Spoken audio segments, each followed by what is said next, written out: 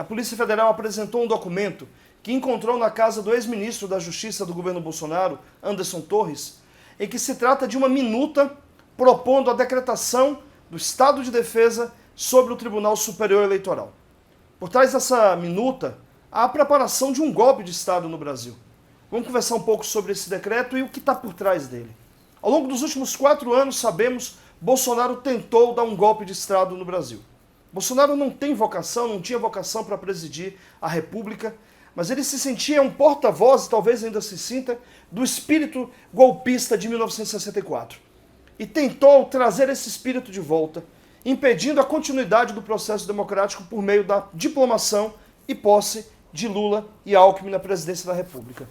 Esse decreto propunha uma intervenção sobre o Tribunal Superior Eleitoral, autorizando a criação de uma junta, que tem áreas de junta militar, e mesmo a possibilidade de decretação de prisão de ministros do próprio TSE, que são ministros do Supremo Tribunal Federal, o que resultaria numa impossibilidade de funcionamento da Suprema Corte. Suspensos os mandatos dos ministros do TSE, estaria impossibilitada a viabilidade de qualquer análise jurídica da constitucionalidade deste decreto pelo Supremo Tribunal Federal, pela nossa Corte Suprema.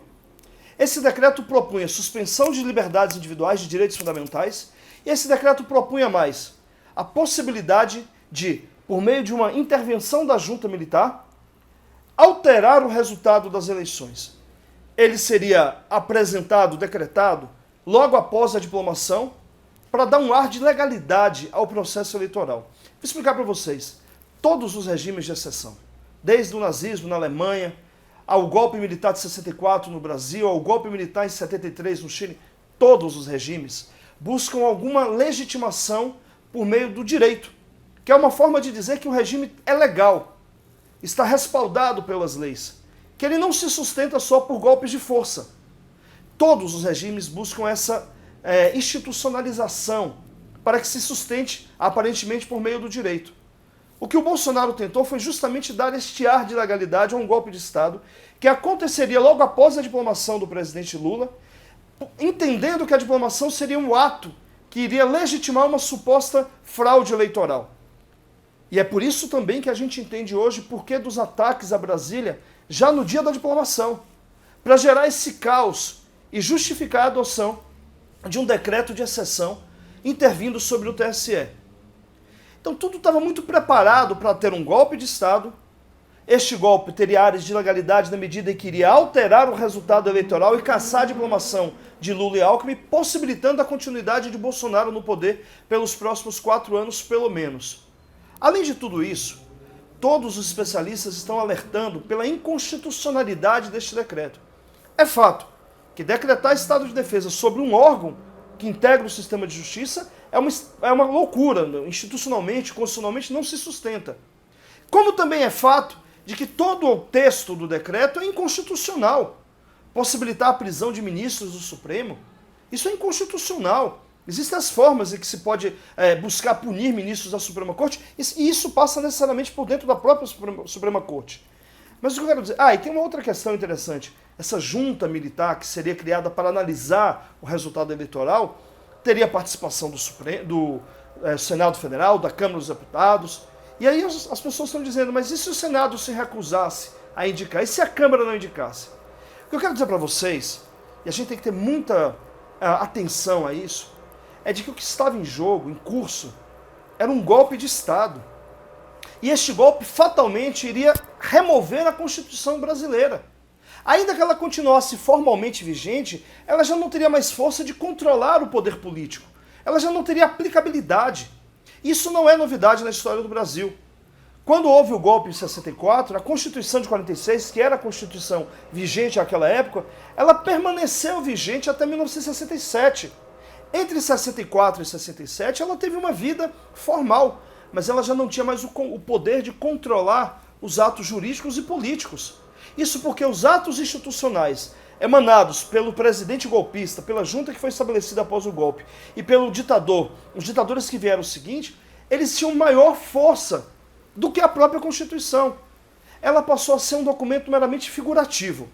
O valor jurídico vinha dos atos institucionais decretados pelo chefe do Poder Executivo golpista. Se esse decreto que foi encontrado na casa do ex-ministro Anderson Torres fosse efetivamente publicado, e por alguma razão o Bolsonaro conseguisse viabilizá-lo com a instituição de uma junta militar, com a cassação, a suspensão de mandatos, a prisão de ministros do TSE, que são também ministros do Supremo, a Constituição teria sido derrotada. E ela não teria nenhuma validade para decretar a inconstitucionalidade deste decreto. Portanto, o que valeria de fato seriam os atos de força expedidos pelo presidente que havia dado um alto golpe para se manter no poder, no caso Bolsonaro.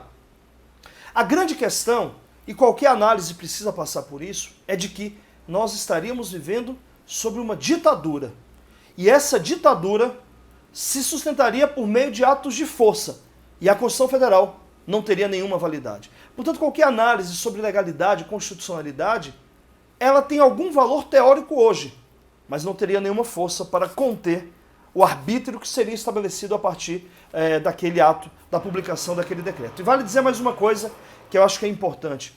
Os ataques em Brasília foram propositais, isso no dia da diplomação, porque tinha a finalidade de gerar uma turba que de alguma maneira pudesse autorizar ou fazer a narrativa da autorização do Bolsonaro para que pudesse decretar o golpe. Para finalizar, esse decreto chama a atenção de um elemento. Por que Bolsonaro não conseguiu dar um golpe de Estado no final de dezembro? Qual a razão?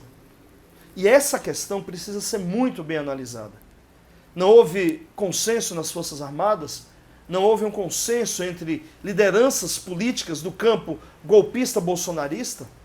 A gente precisa decifrar este elemento que fez com que o decreto não fosse publicado para entender onde há a possibilidade de diálogo com forças ligadas ao bolsonarismo, mas que de alguma forma ainda têm algum comprometimento com a democracia. É por meio desse diálogo que nós devemos seguir a partir de agora para preservar o Estado Democrático de Direito, salvaguardar a Constituição e punir todos os golpistas que têm, nos últimos anos, têm atentado contra a democracia brasileira. É preciso que a gente observe muito bem esse episódio, a sua significância e o seu significado, para a gente compreender quais devem ser os passos dos próximos momentos políticos no Brasil. Fato é que conseguimos vencer mais uma tentativa de Bolsonaro, tentativa essa que coaduna com os atentados no último domingo em Brasília e que todos eles não conseguiram derrotar a democracia do nosso país. Há ainda em curso um espírito golpista e a gente precisa ficar atento para derrotá-lo na sua integralidade. E essa é a nossa tarefa. Um grande abraço. Olá! Você gostou deste vídeo? Então inscreva-se no nosso canal.